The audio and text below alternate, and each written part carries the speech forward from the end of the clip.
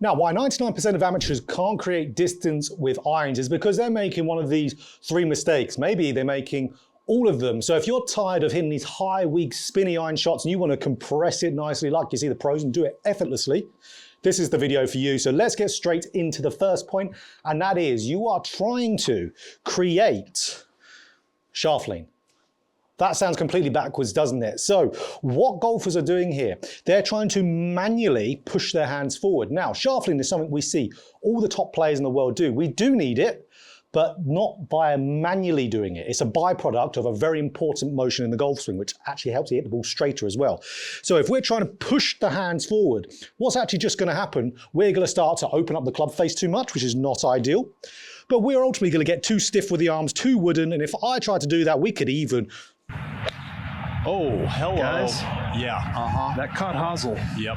push the hosel close to the golf ball. So if I hit some here, trying to push the hands forward, I mean, that sounded nice. I created shaft lean absolutely from there.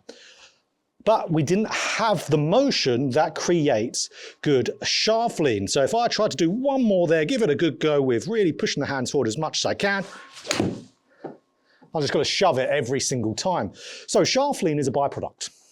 It's a byproduct of rotating and shifting. So having a good blend of shift and rotation together creates this forward shaft lean. So don't try to create it manually, do it via good motion. So if I get my body shifting and turning, shaft lean naturally happens. And make sure your club face is square enough to be able to do that. You're not going to create shaft lean if you've got an open club face. So we want to get that shifting and turning through there, nice and loose with the arms. We don't need to have lots of tension, lots of motion to try to create this. Looser arms is going to be able to help you create more speed as well. So if I get my shift and turn, I'm going to teach you how to do this with a good drill. It's going to be much easier to create better shaft lean. And there we go, straight away. Distance has gone straight back up. My 8-iron here, which is normally 150, so right on the money there. And it just becomes more effortless. This is how those pros get those effortless, nice compressed ball flights every time. It's because they're shifting and turning well. They're not trying to force this shaft lean. So let me, after this shot, show you how it's done with a good drill. So the drill to get this, because a lot of golfers always say, do I shift then turn, or do I just turn? Again, it's shifting and turning, but we do it together. It's blended together. So with here, you can see I've got a stick through my belt loops, tiny bit coming out on the right, along the left. What I want to feel here is the stick staying angled down. You can see it's angled down towards the ground from my tilt of my body. Golf balls on the ground, we need to be tilted. So I want to maintain that tilt, but I want the stick to go around. So it's staying down and going around. The sensation is like your belly button is going behind your left heel. That gets the body shifting. It's the only way for the belly button to move there behind the heel is to shift. But going back behind it is rotation. That's what this stick going down the round will force you to do. It'll get you shifting and turning and blending it together. So down the round with the stick in the downswing. Just keep it going down the round. Lovely. Down around. A nice normal draw. And it just becomes a lot easier to be able to create this good motion. So down the round again. Brilliant. Great. So that's where it comes into that really good important bit of blending these really important motions together. So once you've got a good amount of reps with that, put that away and think, okay, either imagine that stick still there or thinking belly button back behind the left heel. We don't want none of this bump then turn, because you'll get the bump, you won't get the turn. If you did, you'll fry your lower back, you won't be playing golf for much longer. So that's where we need to get that belly button back behind, stick down the round. That's how we're going to create shaft lean naturally. Okay, let's do one here. Very nice. Nice compressed shot. So that's the first reason. So many golfers are like that. Let's get into the second. So the second reason here, and that is dropping the club in the slot. So, and it's again how golfers are trying to do that. So shallowing the golf club. A lot of golfers try to shallow the golf club via dropping the right shoulder down immediately. That will destroy your distance and again, destroy your back. Because again, like we can see with the best players in the world, shallowing the club is something they all do to different variations of. So just getting the center of mass of the club from where it is at the top of the backswing, pitching a little bit more horizontal from there. That is shallowing the club. It could be a little bit, can be a lot, but we need to do it. But we don't want to do it via dropping the right shoulder, because yes, it does that. But when we drop the right shoulder too early, we're gonna get that classic to the moon high spinny shot. Now, why that is because when I drop my right shoulder down, I'm getting myself behind the golf ball with the upper body. So if I'm getting behind the golf ball with the upper body, one, I can't shift and turn. If I did, we're going to the emergency room. But two, from there, I have to, okay, I'm moving away from the golf ball coming in the downswing. I'm moving towards a target. So then I have to then throw my arms in early release to be able to make good contact. So I'm turning my 8-iron and essentially into a pitching wedge. About there, 127, that's about it for a pitching wedge. So again, right shoulder dropping down. And just like you could hear with that, if you picked it up, you're going to hit it fat. Because when, again, your right shoulder drops down too early, you're going to have your upper body fall back. The left side of your chest is roughly around the lowest point of your swing arc. So if that starts to get level or behind the golf ball, where are you going to enter the ground? You're going to enter the ground first. So what we want to do, we want to, as we're turning down, yes, we love to see the right shoulder drop down. Right shoulder drops down as we continue to turn through impact. It's from shaft parallel through the golf ball. It's when the right shoulder will drop down through natural rotation. We can have little feels for that. And I'm going to show you a really good one here and a drill. So what we want to see, okay, don't want to drop this down too early. If we're getting that shifting and turning that we've just talked about, especially with that feel with, let's say, getting that belly button behind the left heel, I love that feel. If we leave our hands and arms where they are whilst you do that, what happens? Club shaft shallows on its own.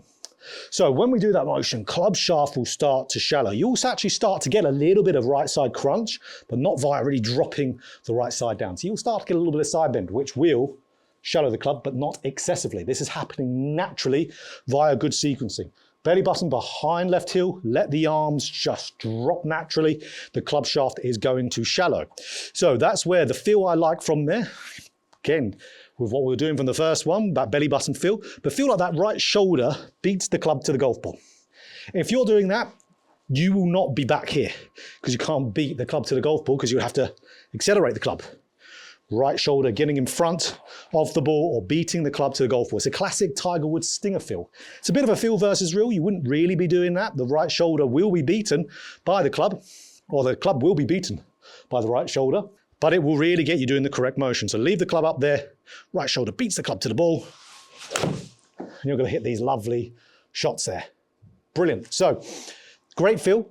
Let's go into a great drill. Okay, so this is my favorite drill to teach my students who have this fault the complete opposite sensation. So this would be a really good one for you.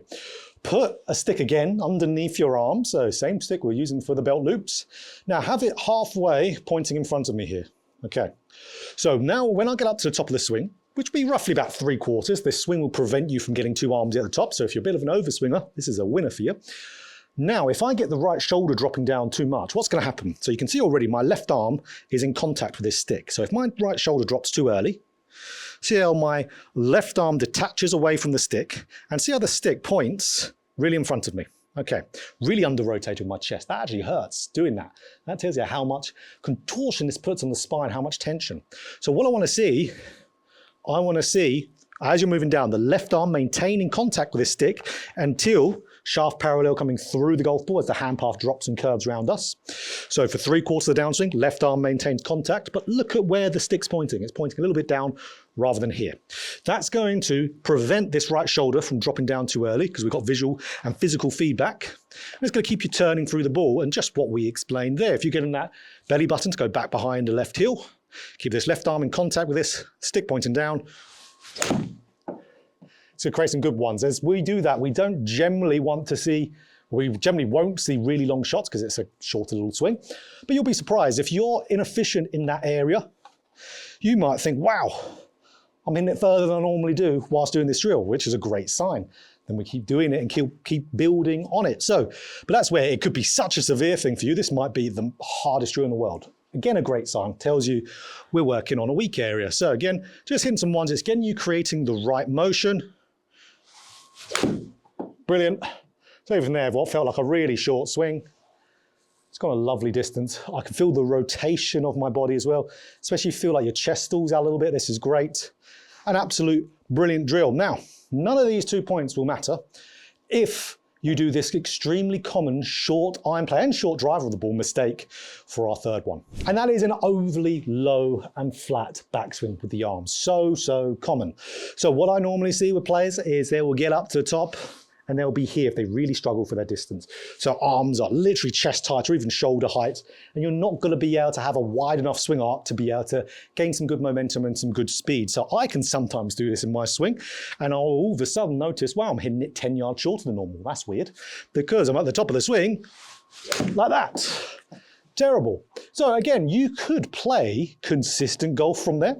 We see guys like Matt Kuchar. He had a fairly normal backswing in his college days. So then he went to really lower the arms. So Matt Kuchar, swings driver around 102 yards, or 102 miles an hour, sorry. 102 yards would be very short of a distance, of course. 102 miles an hour. That for a tour player is around about 13 miles an hour lower than average. So it's not the fastest of moves. So that's where himself, and he's a big guy, he's like 6'3", 6'4", and he can't create the distance from doing that. So you out there will not create the distance with that really short and kind of low backswing. Again, a short backswing can work very nicely, but low, definitely not. Especially if you're a senior golfer out there. Low with your arms at the top of the swing is going to be really tough for you because you can't create the turn, you can't create the motion to be able to make up for it like some players could.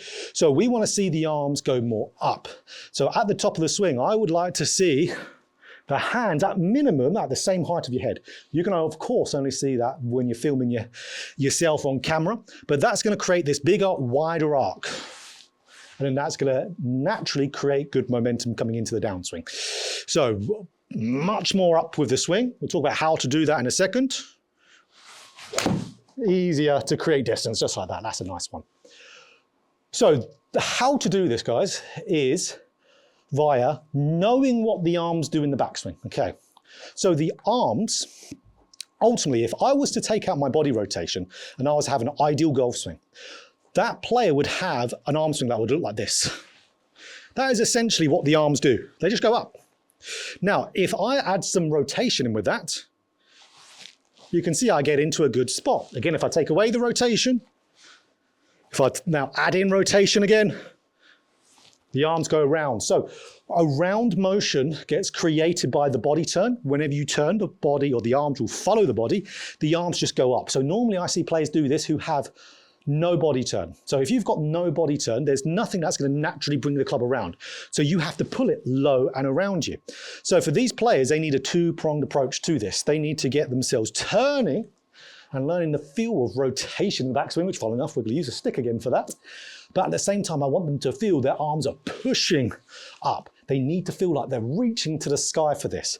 They're very unlikely to overdo that, but it's a great one to do. I was actually just doing a lesson this morning online with a student talking about this exact same problem. And if you're curious about online lessons, there is a link in the description. That student was from the US, which is 90% of my students. So we can do lessons from anywhere in the world. So, okay, stick here. Again, like we were doing with the first one, a lot on the left, tiny bit on the right. What I want you to feel here, the stick goes about halfway to the ball. It goes about halfway there. It's like if I had a club at a diagonal angle on the ground, I want it to match that club. Match the same angle. Diagonal on the ground, close to my right heel. Okay, so what that's going to do, that's going to create hip turn. Hip turn will create more chest turn. So that's where we don't all have the mobility just to turn thoracically on its own. So with the upper back, we need our help from our lower body. If you feel like your left heel's going to lift up, go for it. It's fine. So at that same time, reach up to the sky, which is S Club 7. Maybe in the US, you might not know who that is. Okay, so stick halfway to the ball, get the turn, arms right up. Brilliant, and that one I actually mishit a little bit. Maybe I get a little bit tired. But it's gone great, absolutely great. I mean, again, 150 is about my distance. With a little miss here, that's gone 147.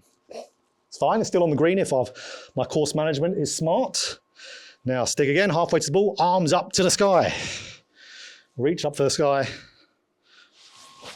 There we go. Lovely, that was the one. Maybe that was my fastest speed of the day.